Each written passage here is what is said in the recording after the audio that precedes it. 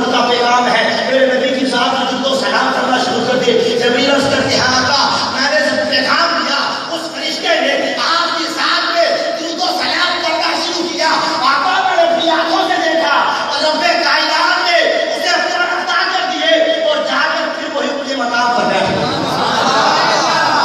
یہ ہے درود و سلام کرنے کی ترتیب کہ جو نبی کی ذات پہ درود و سلام پڑھے رب کتنی عظمتیں عطا فرماتا ہے, رب کتنی رحمتوں کا نزول کرتا ہے. المختصر قرآن پاک کی ایک آیت مبارکہ تلاوت کرنے کا شرف حاصل کیا. رب کائنات فرماتا ہے قد نرى تقلب وجهك في السماء.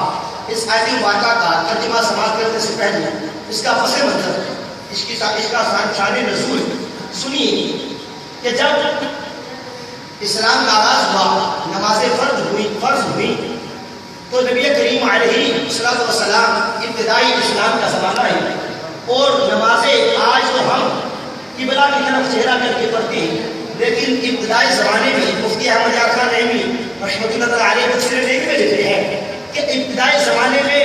بیت المقدس کی جانب منہ کر کے نمازیں پڑھی جاتی رہی اور کم و بیش 16 یا 17 مہینے نبی کریم علیہ السلام نے صحابہ نے نمازیں بیت المقدس کی طرف منہ کر کے پڑھی.